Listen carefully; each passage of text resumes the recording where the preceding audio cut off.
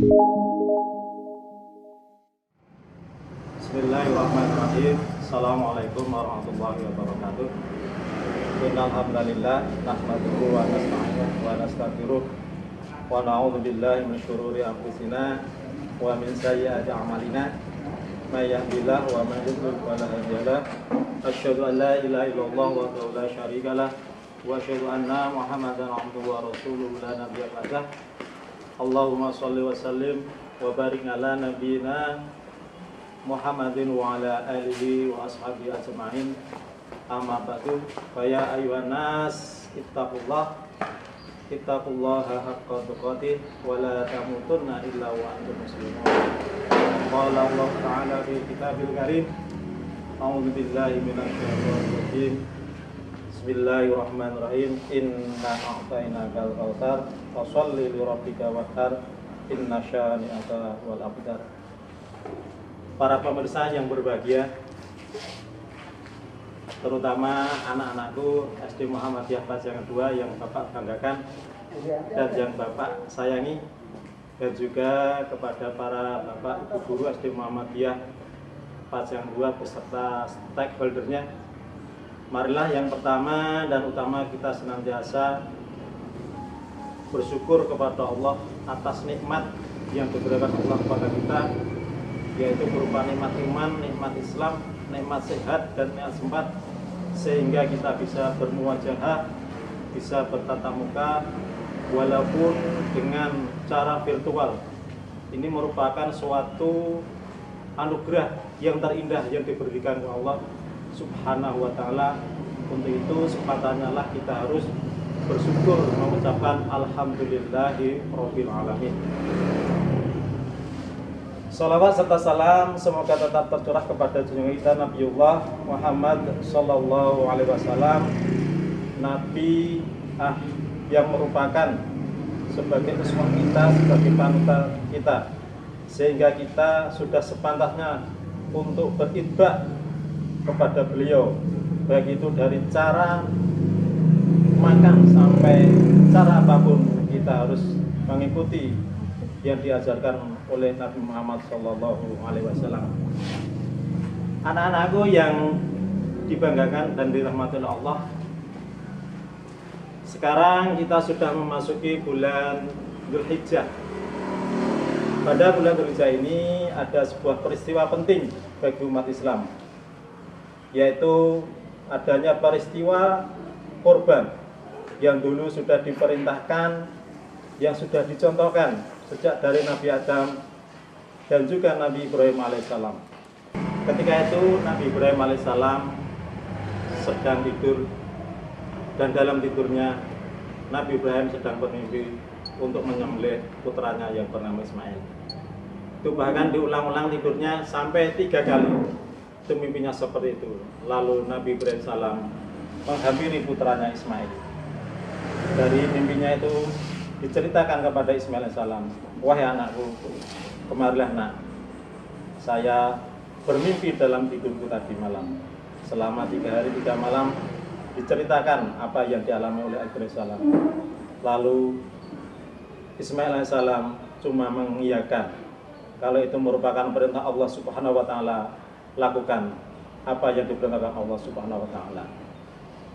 Mendengar jawaban dari putranya Ismail alaihissalam, Nabi Ibrahim alaihissalam hanya bisa meneteskan air mata.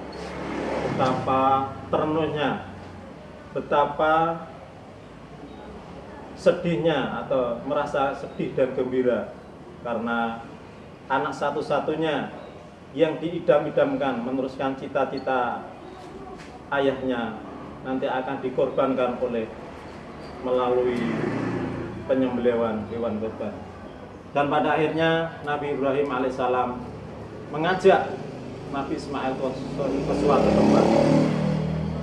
Di dalam perjalanan Nabi Ibrahim alaihissalam itu digoda seorang setan.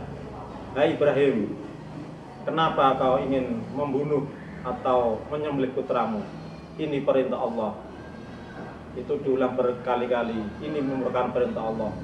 Dan akhirnya Nabi Ibrahim alaihissalam menyembelih putranya. Lalu di tengah perjalanan Nabi Ibrahim alaihissalam digantikan seekor kambing atau seekor kibas yang sangat ganteng atau sangat rupawan. Alhamdulillah akhirnya Nabi Ibrahim alaihissalam tidak menyembelih putranya, tapi yang disembelih adalah kambing atau kibas yang diganti oleh Allah melalui malaikat Jibril alaihissalam. Nah, anak-anakku yang disayangi dan dicintai oleh Allah Subhanahu wa taala, itu merupakan gambaran betapa nikmat ikhlas atau betapa kalau kita itu diberi nikmat yang banyak oleh Allah Subhanahu wa taala. Marilah kita gunakan nikmat kita dengan sebaik-baiknya. Allah berfirman dalam surat Al-Kautsar, "Inna a'tainakal kautsar, fasholli li rabbika wanhar." Tertera dalam surat Al-Kautsar ayat pertama, "Inna a'tainakal kautsar." Sungguh kami telah memberimu Muhammad nikmat yang banyak. Jadi anak-anakku, kalau kita sudah diberi nikmat oleh Allah yang banyak, nikmat yang tak terhingga, kalau kita disuruh untuk menghitung nikmat itu, pastilah kita tidak akan bisa menghitung nikmat tersebut. Wa in ta'udu nikmatallahi la tuhsuha. Dan jika engkau disuruh untuk menghitung nikmat-nikmatku, niscaya engkau tidak akan bisa menghitung nikmat yang diberikan Allah kepada kita. Untuk itu, marilah anak-anakku, ketika kita diberi nikmat oleh Allah, mari kita gunakan, terutama nikmat kesehatan. Karena apa? Pada saat pandemi ini, sehat merupakan nikmat yang sangat amat mahal harganya. Kalau kita hitung, misalnya orang yang sudah terkena COVID, itu ya, misalnya mau beli oksigen atau beli apalah, itu harganya sangat mahal. Kalau kita hitung dinilai dengan rupiah, insya Allah rupiahnya kita tidak bisa akan menghitungnya.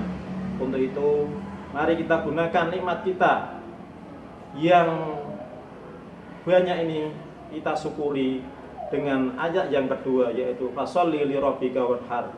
Maka laksanakanlah sholat karena Tuhanmu, dan berkorbanlah sebagai ibadah dan mendekatkan diri kepada Allah.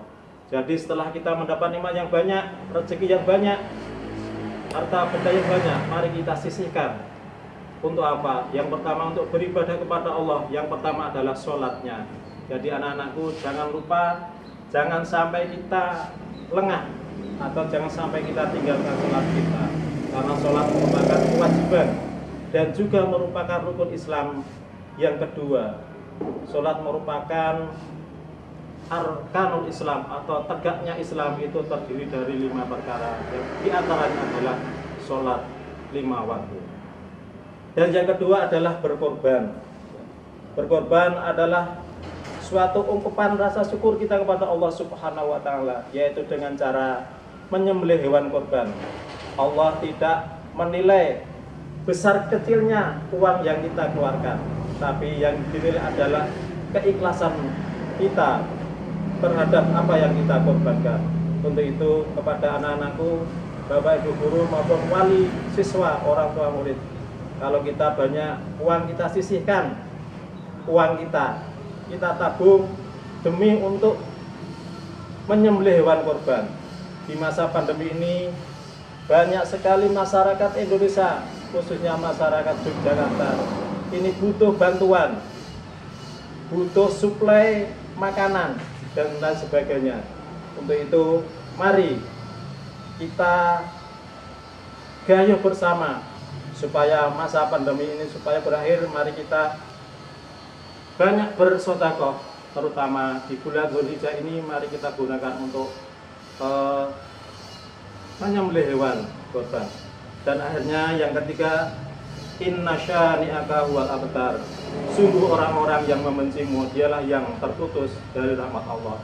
Jadi anak-anakku, apabila orang yang membenci Nabi Muhammad, orang yang membenci kebenaran, orang yang membenci akan nikmat-nikmat Allah, dia nanti akan diputus rahmatnya oleh Allah Subhanahu wa ta'ala.